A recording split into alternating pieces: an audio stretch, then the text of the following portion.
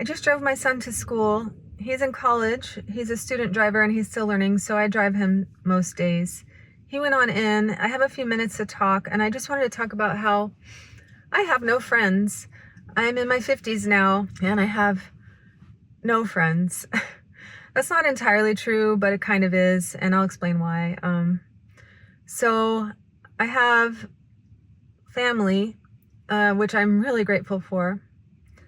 I have a wonderful sister who's there for me and cares about me and listens, and and I listen to her and vice versa. I care about her.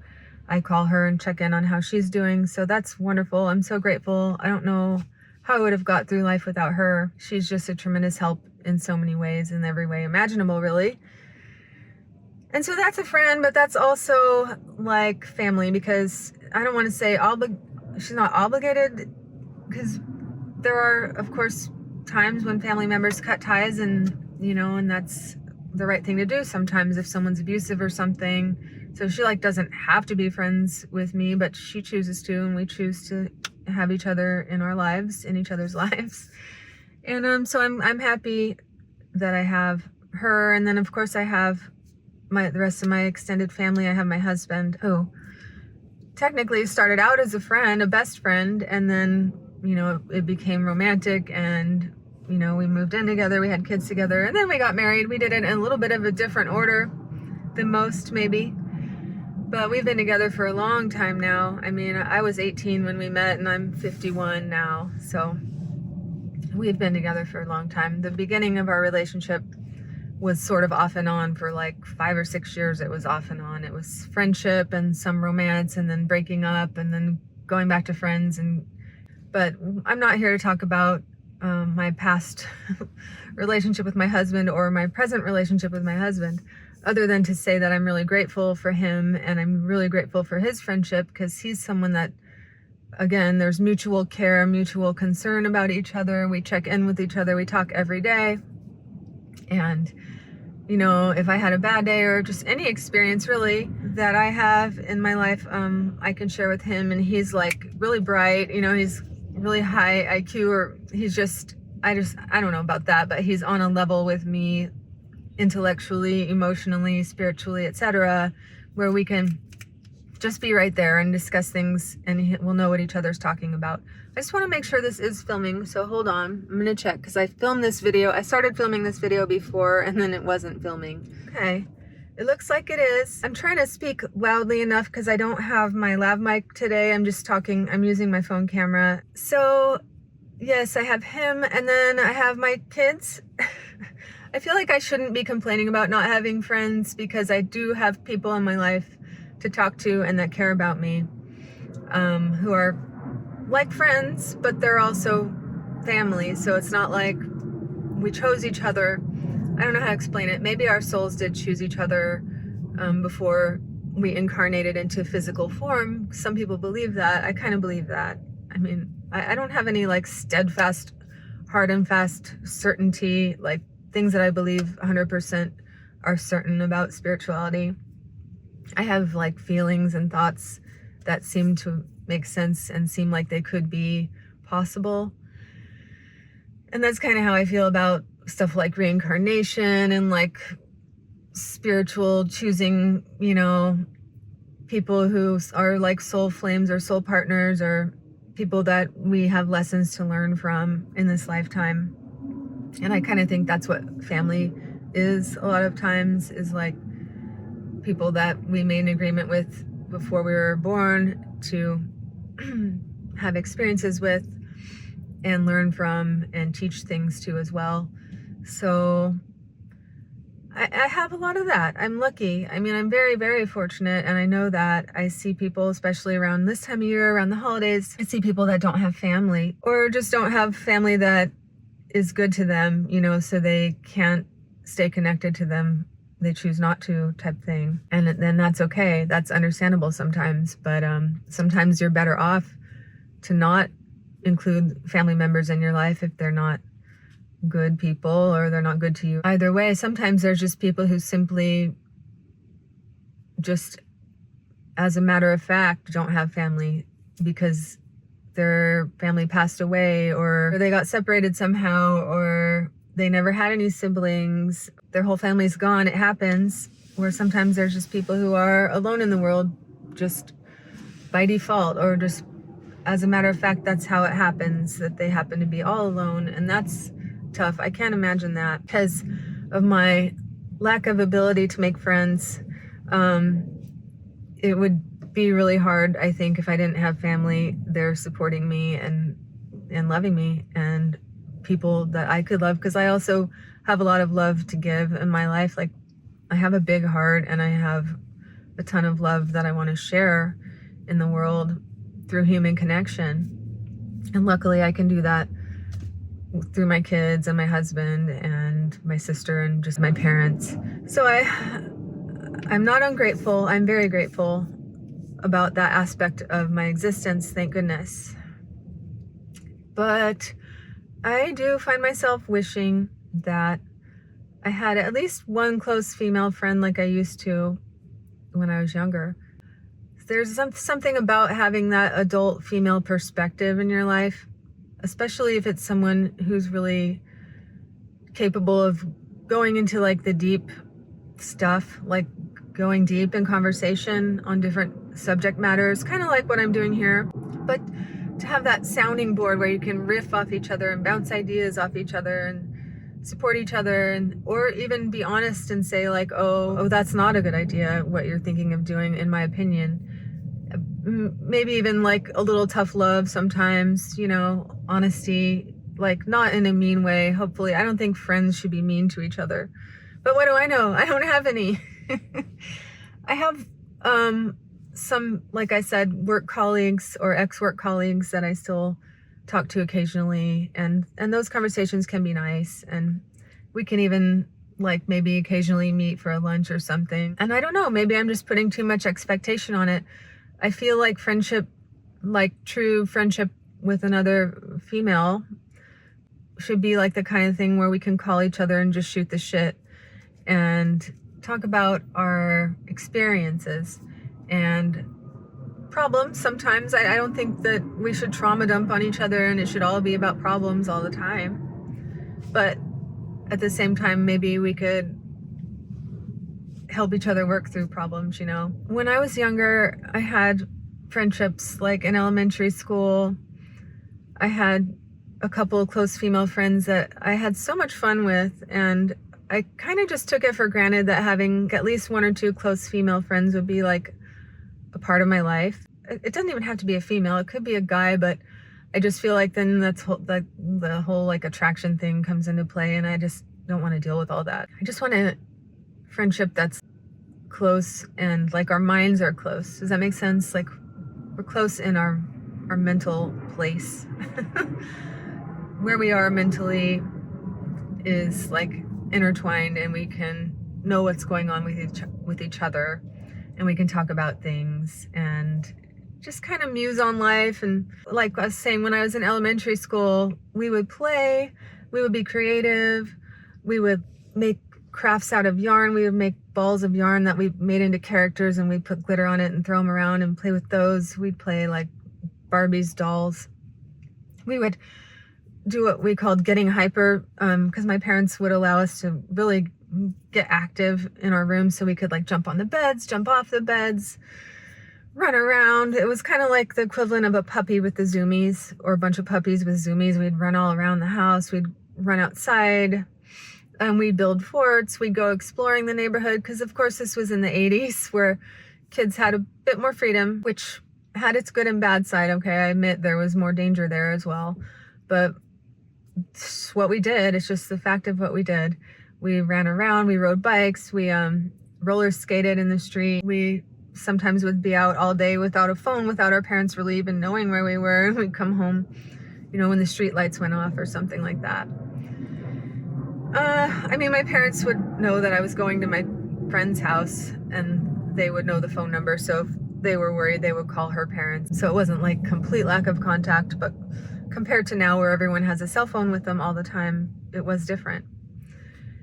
Anyhow, the fun is what I'm trying to get at. We had so much fun all the time, and we were so creative, and there weren't like all these weird rules and stuff around friendship. It was just like instantly having fun together, and no one was really like obsessed with being in charge, and there wasn't a lot of ego involved. It was just like, let's see what we can do to have fun here, and how can we be creative with what we have. And it's like all the social stuff and the ego stuff and the like needing to have money or needing to look a certain way or wear a certain brand of clothes or fit some kind of dress code. All that stuff came probably after junior high, and that's when I started having a lot of social problems, because I didn't really understand a lot of the social codes. I guess I didn't seem to really understand what was expected of me as far as behavior wise, and I don't know, it was just kind of like things got really cliquish, and I was always the one excluded. I was always the one that the queen bee of the clique decided like didn't fit in and wanted to push out. And then pretty soon, like, there weren't even any cliques that even accepted me to begin with. And that trend kind of continued on. I still had a couple of friends like outside of school and stuff, or friends who were sort of there for me. I don't know. It's just complicated, I guess, because now, even now, like, I feel like maybe I'm better off to not have female friends, like a group of female friends or something. The reason why is because inherent in that is a requirement to adhere to their expectations. I saw another YouTuber talk about this. I forgot who it was. If I can find it, maybe I'll put a link to it in the description, who it was. But kind of the idea that in a group of female friends, there's always a queen bee, and she determines the dress code, she determines the behavior code, she decides the activities that everybody's gonna do, she decides the restaurants. You know what I mean? And if somebody has a different preference or wants to do things a little differently, then it starts to get catty, and all the girls start to talk about each other, and the one girl who's like defying the queen bee gets pushed out. I don't know. That seems like junior high stuff. That seems like maybe high school stuff. It just feels like kind of like trying out for the cheerleading squad, you know? Like, there's a lot of rules and things to conform to if you want to be accepted into the squad.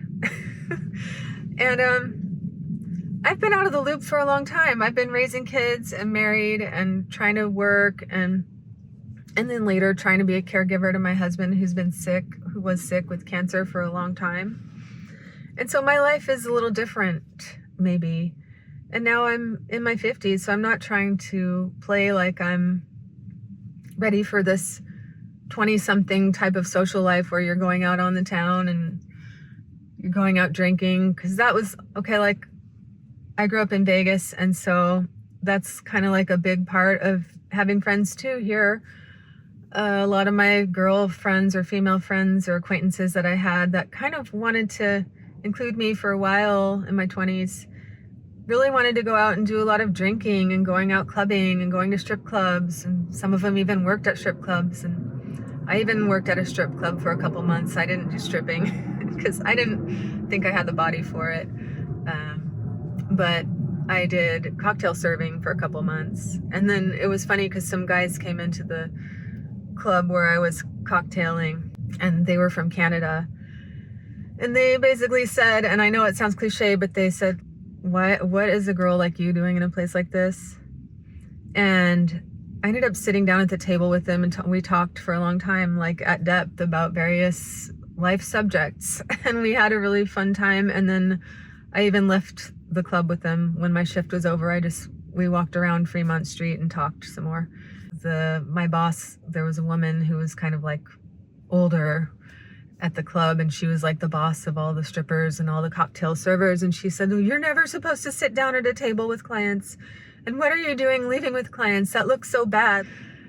I guess it looked like, something more was going on, which totally wasn't, and it was just a conversation, and they were super respectful and kind and nice guys. And I mean, they probably would have been open to something more happening if I had wanted it, but I didn't, and they understood that, and we actually just like hit it off and became friends. But it wasn't the kind of thing that we got each other's phone number or anything. It was just a one-night thing. But they were the ones that influenced me to stop working at the strip club and kind of made me realize, like, what am I doing? This isn't for me. That was before I had kids, but I don't know. So realizing that the party scene and the nightclub scene wasn't for me, even though I live in Vegas, that kind of like eliminated a lot of friend group possibilities for me.